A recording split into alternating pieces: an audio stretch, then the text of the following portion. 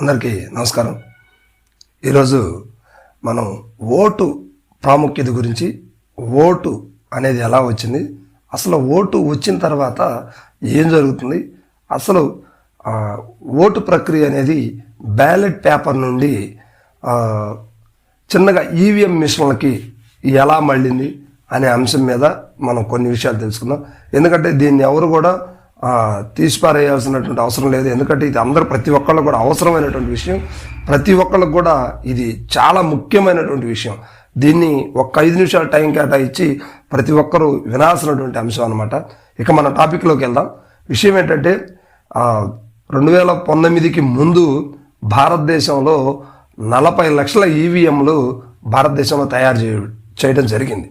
అయితే ఆ భారత ఎన్నికల కమిషను వారి చేతికి అప్పుడున్నటువంటి ప్రభుత్వం అంటే బీజేపీ ప్రభుత్వం 20 లక్షల మిషన్స్ ఉన్నట్టుగా మా దగ్గర ఉన్నాయి అని చెప్పేసి భారత ఎన్నికల కమిషన్కి ఇవ్వడం జరిగింది. అయితే దీని మీద కొంతమంది రైట్ ఇన్ఫర్మేషన్ యాక్ట్కి వేయటం జరిగింది.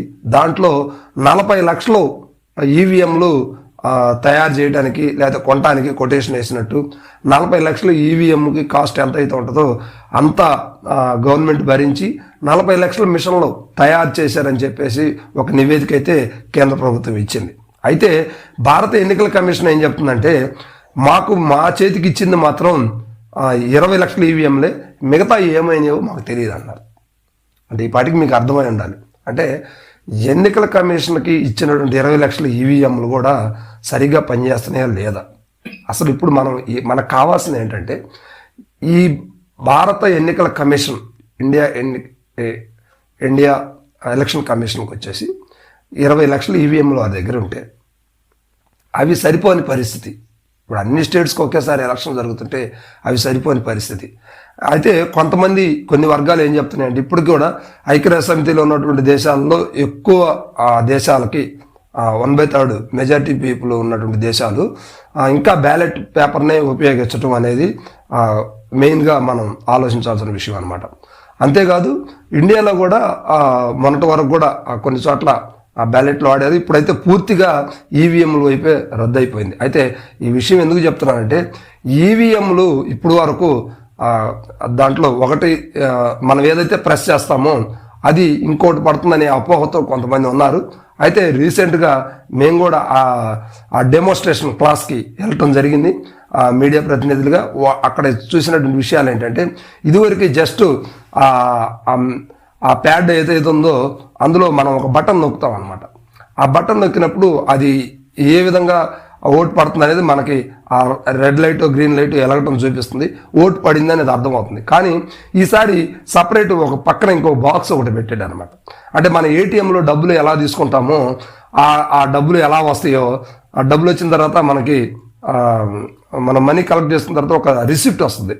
అలాగనే మనం దేనికైతే నొక్కామో ఆ సింబల్ తోటి ఒక పేపరు ఏటీఎం నుంచి ఎలాగ స్లిప్ అయితే వస్తుందో అలాగ ఒక పేపరు లోపల నుండి మళ్ళీ కిందకి పడిపోతుంది అనమాట. మనం చూసుకోవచ్చు మనం దేనికి వేసామనేది. అట్లా ఒక సిస్టమ్ అయితే జరుగుతుంది. దీని మీద కూడా అపోహ అనేది వస్తే ఇక మనం చేయగలిగినే లేదు. కానీ ముఖ్యంగా ఈ వీడియో చేయడానికి ప్రధాన కారణం ఏంటంటే 2024 ఎన్నికలు రాబోతున్నాయి కనుక ఓటు అనేది చాలా పవిత్రమైంది, బుల్లెట్ కంటే శక్తివంతమైంది. ప్రపంచంలో అన్నిటికంటే బలమైన ఆయుధం ఏదంటే ఓటు మాత్రమే. అది భారత రాజ్యాంగం మనకిచ్చినటువంటి హక్కు. ఆ ఓటుని మనం సద్వినియోగం చేసుకొని సరైన పర్సన్కి మనం ఓటు వేయాలని, దాని ద్వారా మంచి అభివృద్ధిని మనం పొందే దిశగా అడుగులు వేయాలని, ఓటుని ఎవరు కూడా అమ్ముకోకూడదు, కేవలం మన బాగోగులకి మన అభివృద్ధికి మాత్రమే ఓటును ఉపయోగించుకోవాలని చెప్పేసి ఈ వీడియో చేయడం జరిగింది.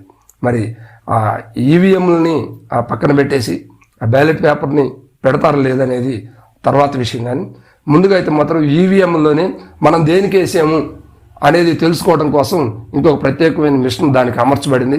ఆ బాక్స్లో మీరు దేనికైతే ఓటు వేసారో అది చూసుకోవచ్చు అనమాట. సో ఈ ఇన్ఫర్మేషన్ మీకు తెలియజేయడం కోసం వీడియో చేస్తున్నాను. అందరూ మన ఛానల్ని లైక్ చేయండి, షేర్ చేయండి, కామెంట్ చేయండి.